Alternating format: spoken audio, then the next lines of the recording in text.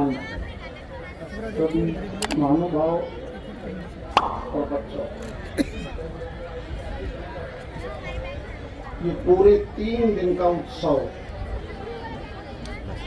आप कुरुक्षेत्र के माध्यम से सारे प्रदेश भर में बड़े बड़े हर्ष उल्लास के साथ आप देख भी रहे हो, सुन भी रहे हो। हम खुशकिस्मत हैं कि दुनिया के अंदर केवल मात्र हिंदुस्तान के हरियाणा का वो स्थान है कुरुक्षेत्र, जहाँ पर ये गीता का उपदेश दिया गया था। लगभग 5000 साल पहले आज भी दुनिया के जितने भी देश हैं, चाहे वो विकास की दौड़ में कितने आगे चले गए हैं, संविधान सभी देशों का अलग अलग है, परंतु सबका सार आखिरकार दुनिया के सारे देश बड़ी जनसंख्या इस गीता के सार के ऊपर आके भी समाधान देख रही है। ये कोई छोटी बात नहीं है।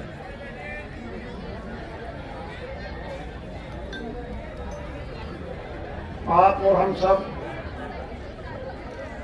जब भी सुबह उठते हैं तो सारा दिन के अंदर अगर हम सही बातें सुनेंगे, सही बातों का अध्ययन करेंगे, सही माहौल में रहेंगे,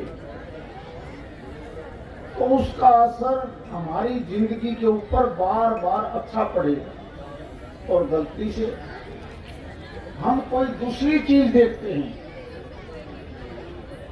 सिनेमा के माध्यम से, समाज के अंदर, किताबों के अंदर, कोई नॉवल भी पढ़ता है, कोई हिस्ट्री पढ़ता है, कोई छोटे मोटे दूसरी चीजें भी देर से पढ़ता है, स्कूल कॉलेज या घर पर बैठ के।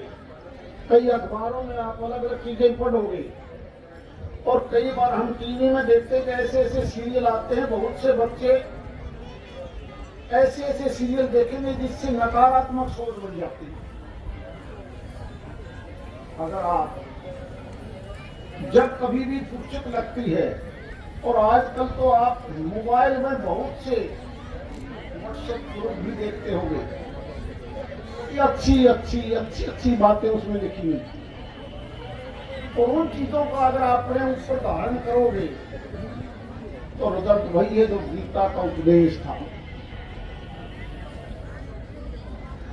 कभी भी इंसान गलती नहीं कर पाएगा। अभी हम प्रजापिता ब्रह्मा कुमारी के आश्रम में कुछ चीजें मेरे से कहा गया कि आप सीखने सकते, और ईमानदारी से जब हम देखने लगे तो उसमें कई चीजें ऐसी थी, काम, क्रोध, लोभ, मोह, अहंकार, आलस्य, ईर्ष्या, नफरत, बदला, हिंसा, चोरी, झूठ, ठगी, द्वेष, दुर्भावना, सिगरेट, बीड़ी, मांसाहार। क्या बताइए कौन सी चीज छोड़ सकते हो? ईमानदारी से बताना। 4-5-6 चीज को छोड़ के मैं ये फैसला नहीं कर पाया, क्या मैं ये 100% छोड़ दूं? क्या मैं काम का लालच और वो जो कभी आ जाता है, लोभ, लालच, किसी को कम किसी को ज्यादा, अहंकार, आलस्य, ईर्ष्या, नफरत, ये कई चीज ऐसी हैं। हम झूठ बोलने कहीं, अगर ईमानदारी से कोई आदमी 2-4 चीज भी छोड़ दे तो ये देश दोबारा से राम राज बन सकता है। दोबारा से उस परिवार में कोई भी किसी प्रकार का नुकसान नहीं होगा। जब हम स्कूल में जाते हैं, घर में जाते हैं, ऑफिस में जाते हैं, व्यापार करते हैं, खेती करते हैं, अगर आदमी का मन साफ होगा, केवल काम करेगा, किसी को नुकसान पहुंचाने की बजाय, नकारात्मक सोच बिल्कुल नहीं रखेगा, तो मैं दावे से कह सकता हूं उसकी जीवन सफल होगा ही होगा। और सामने वाला कितना ही गलत आदमी हो, उसके पास भी कई बार बहुत अच्छी बातें होती हैं, उसकी अच्छी बातों को हम धारण कर लें, गलत है उसको ना करे,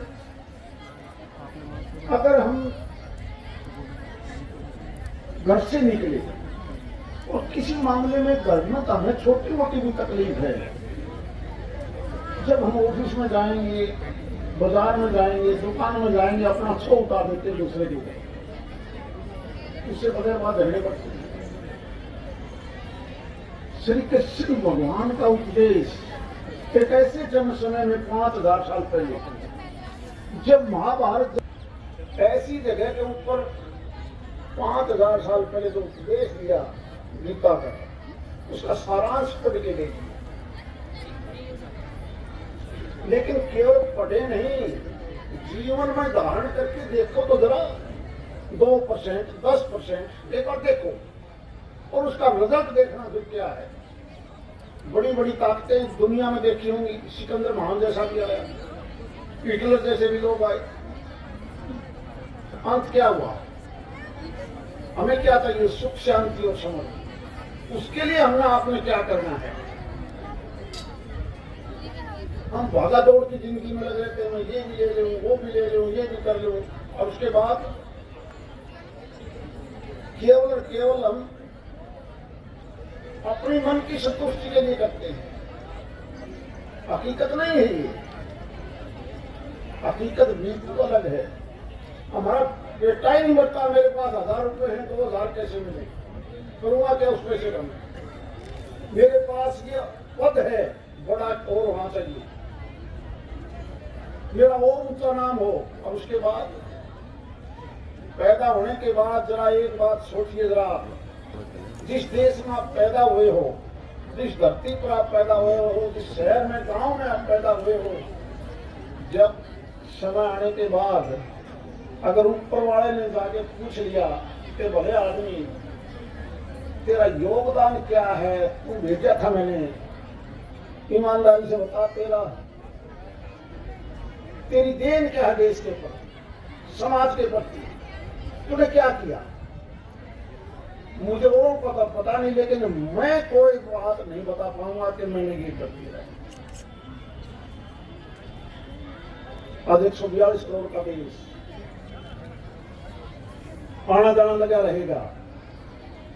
हाँ, जो हमने कहीं ना कहीं कभी बुराई करी है वो जरूर हम साथ लेके जाएंगे। बहुत से महान पुरुष ऐसे हैं, अब उसके पास होना हो, लेकिन सोसाइटी को एक रास्ता दिखाया है उन्होंने। बहुत महापुरुष हुए, विवेकानंद जी थे,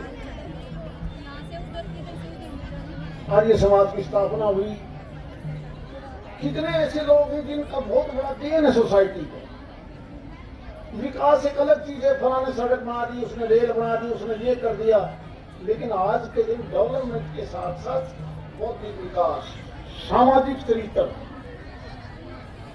इसको जब तक आप ठीक नहीं करोगे तो कोई भी विकास आपके काम नहीं आएगा, कितना बड़ा कुछ भी हो। ये तो धन दौलत है, ये तो कागज है, आज किसी के पास है, कल किसी के पास चला जाएगा। मैंने 6 पीढ़ी के बाद किसी के पास इसको ठहरता नहीं देखा, तो तीसरी पीढ़ी ही खत्म कर देती है। तो हम किस लिए? किसी आदमी के पास समय नहीं। मैं भी कहूंगा आगे थोड़ा जल्दी मेरे को बुलवा लो, मैंने आपने जाना है। कहाँ जाना है? कहाँ जाना है? क्या करना है? मेरा शाम में जब मैं बैठ के किताब लिखता हूं कि मैं इस 12 घंटे में मैंने इस देश के लिए क्या किया, मेरे लिए समाज के लिए मैंने क्या किया, मैं नुकसान क्या किया, फायदा क्या किया, रिजल्ट दियो, रिजल्ट दियो। ये पत्रकार भाई नाराज हो गए। मैंने कहा एक बार सारी उम्र आप भी इस काम में लग रहे हो, कोई नहीं, आपका व्यापार है, काम भी है।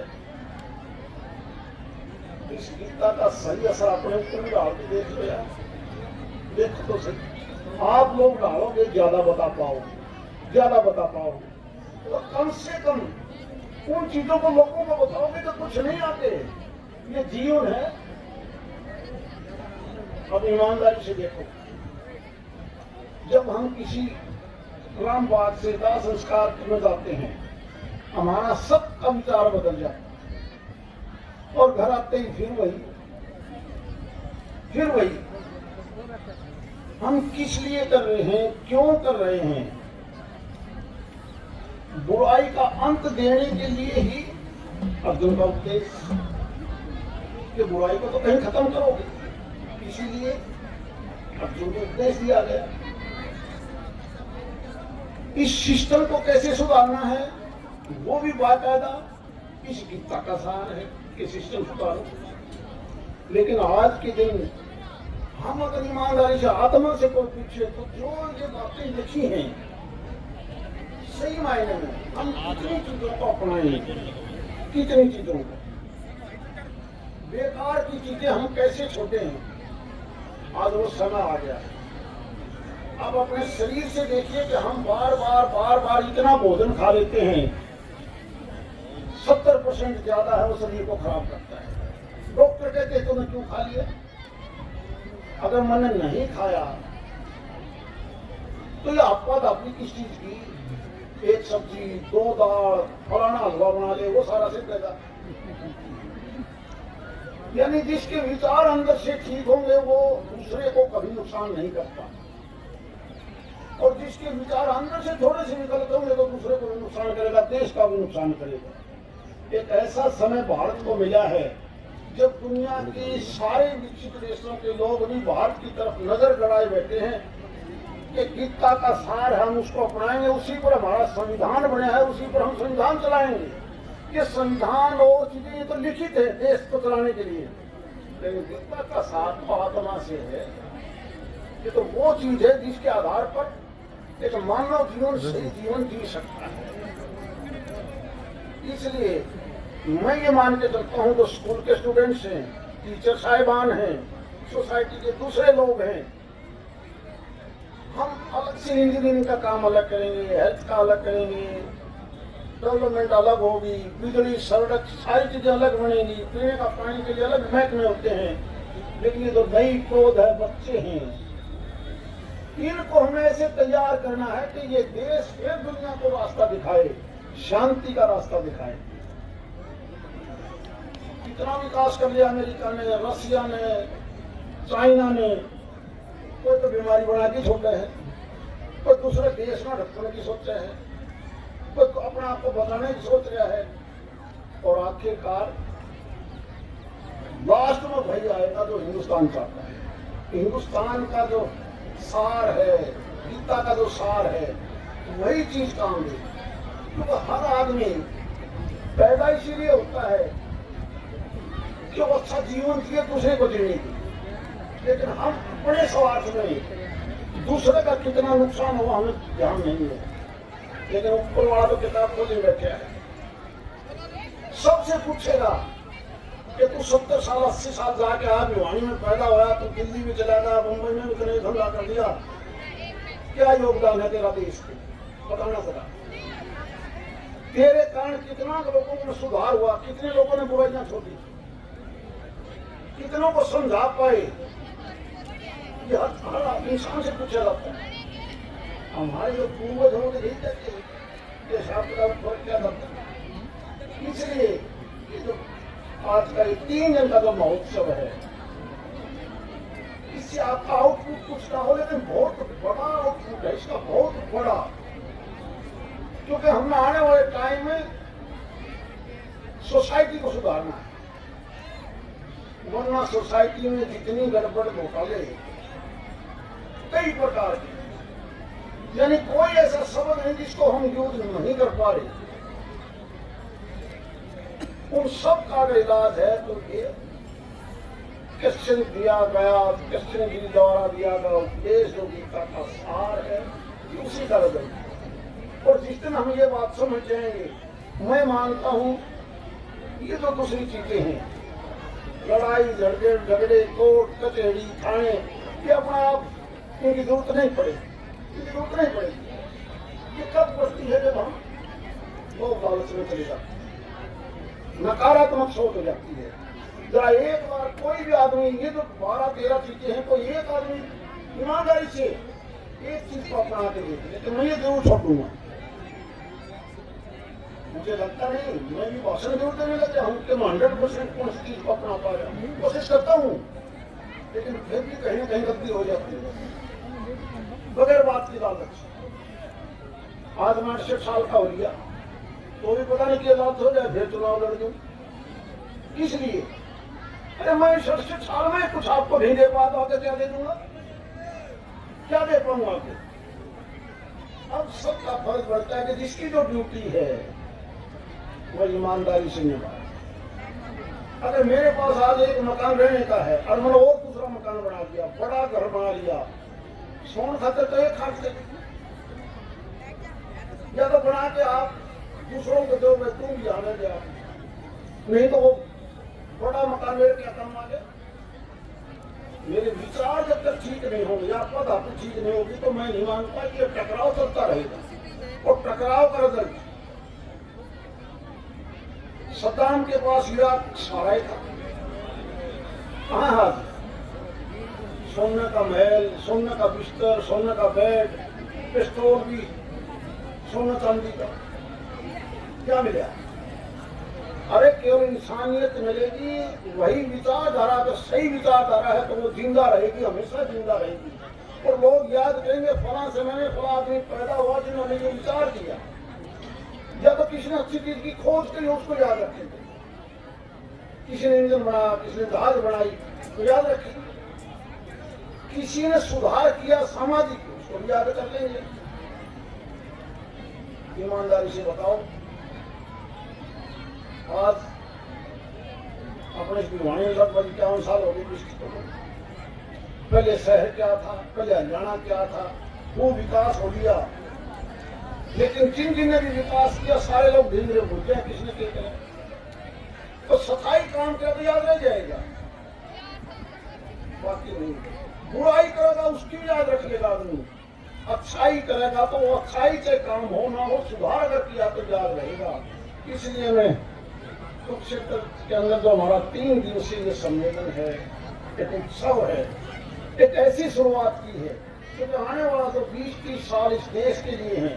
हम अपनी इस विचारधारा से सारी दुनिया को प्रभावित करके एक ऐसे समाज की संरचना करें जिस समाज में कोई बुराई ना हो, केवल सकारात्मक सोच लेके चलें, अच्छी सोच लेके आगे बढ़ेंगे तो मैं मान के चलता हूँ सबका जीवन सफल होगा।